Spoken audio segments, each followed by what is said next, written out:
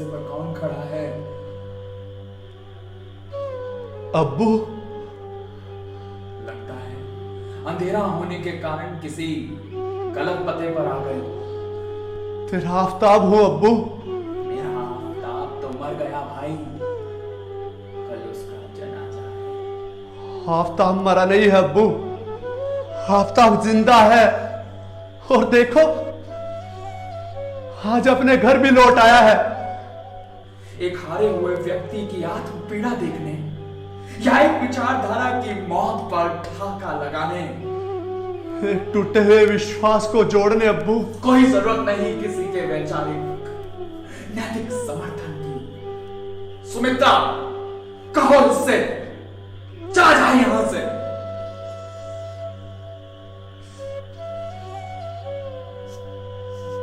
गया तो था अब्बू, और याद है आपको जब गया था तो ऐसा ही अंधेरा था, दूर दूर तक घना अंधेरा। मालूम ही नहीं था जाना किधर है, किस रास्ते पर। मेरे ही जैसे कई लोग इस जंग में थे।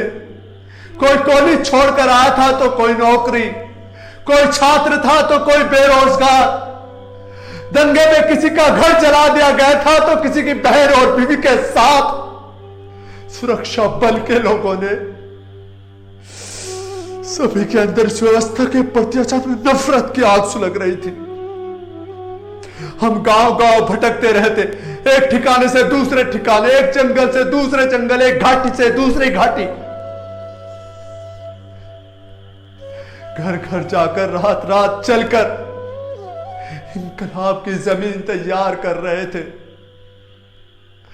पर अब्बू पता नहीं क्यों मुझे रह रहकर लगता कि ये सत्य नहीं है। जिस आफताब की तलाश में मैं बियाबान में भटक रहा हूं वो कहीं और है। सपने जिन्हें मैं साकार करने निकला था वो शीशे की तरह दरकते जा रहे थे। कहने को तो हम मुसलमान थे अब्बू, पर उसमें भी कई नाम थे। कोई अपने आप को सिया कहता तो कोई सुन्नी, कोई शैयद तो कोई शेख, कोई पठान तो कोई मोमिन। अफसार राय मुसलमान ही मुसलमान को काट रहा था, और तो और बच्चों को भी बख्शा नहीं जा रहा था अब्बू। तो मुझे लगा सवाल हिंदू या मुसलमान का नहीं, हिंदुस्तानी या पाकिस्तानी का नहीं। दरअसल जो ये लड़ाई है वो इंसानियत और हैवानियत के बीच है अब्बू, हैवानियत के बीच है। जिन सवालों का जवाब ढूंढने में अपना घर छोड़कर गया था,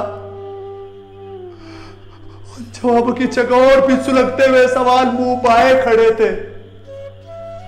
जिस आतंक के विरोध में हमने आतंक का सहारा लिया था वही अब हमारे बीच उगने लगा, रह रहकर हमें लहूलुहान करता जा रहा था।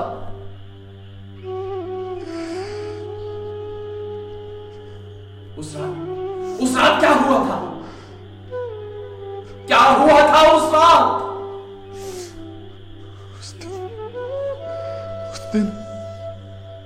उस दिन अचानक हमें खबर मिली कि पास के गांव में कुछ मुखबिर बारात में आए हैं। हम हरकत में आ गए। हमने सड़क को घेर कर मोर्चा लगा दिया। जैसे बस वहां से गुजरी हमने उसे घेर लिया। तभी कमांडर ने कहा, हिंदू एक लाइन में खड़े हो जाओ। सुना नहीं तुमने? हिंदू एक लाइन में खड़े हो जाओ। सब खड़े हो गए थे अब्बू। दूल्हे के सिर पर सहरा था और दुल्हन लाल जोड़े में लिपटी हुई थी। पर इससे पहले हम उनसे बातचीत करते, मुखबिरों की शिनाख्त करते कि कमांडर की राइफल चलने लगी। कमांडर की राइफल चल रही थी और मेरे अंदर से कुरान की आयतें चित्कार कर रही थी। ला इलाहा इल्ला अंता सुब्हानका इन्नी कुन्तु मिनज़ ज़ालिमीन। ला इलाहा इल्ला अंता सुब्हानका।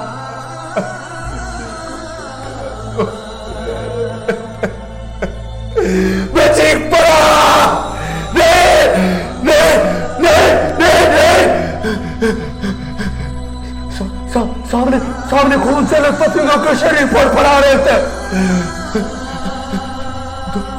तूने का सहरा, तूने का सहरा, तूने क्या आंखें और सुर्ख हो गई थी। तूने लाल जोड़ा और सुर्ख हो गया था। तूने की आंखों का सपना और गहरा हो गया था।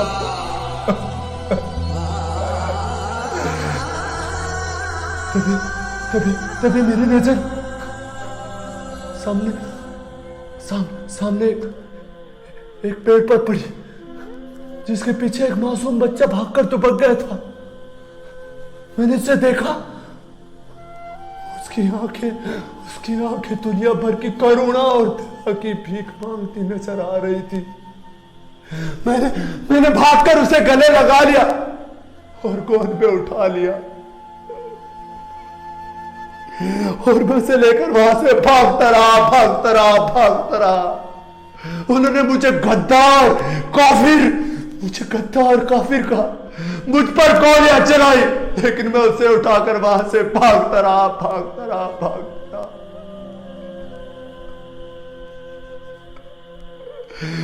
अब्बू,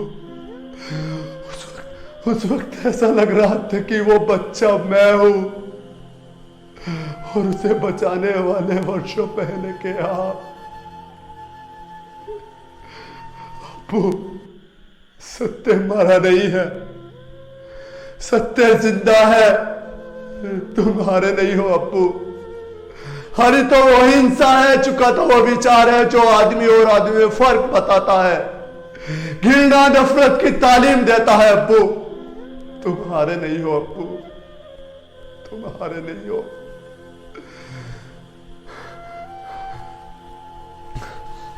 अब्बू, अगर मैं गांधी का सत्य था, उनका विश्वास था, तो आज मेरा भी एक सत्य है, विश्वास है। अब्बू, मेरा भी एक सत्य है, विश्वास है।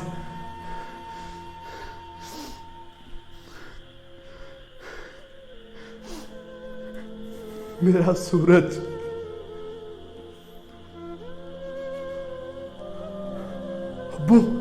अब्बू लगता है वो लोग वहीं आ गए। अब्बू, तुम सूरज को लेकर यहां से जाओ। अब्बू, छिप जाओ। अब्बू, आ रहे हैं वो लोग, छिप जाओ। अब्बू, भाग जाओ। नहीं, अब्बू हट जाओ। नहीं,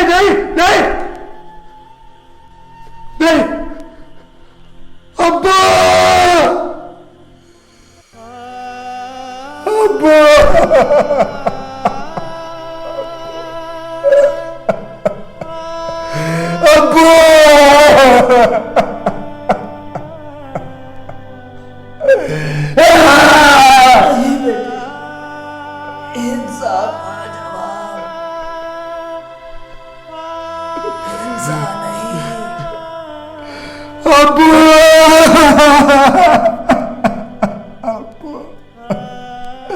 अब्बू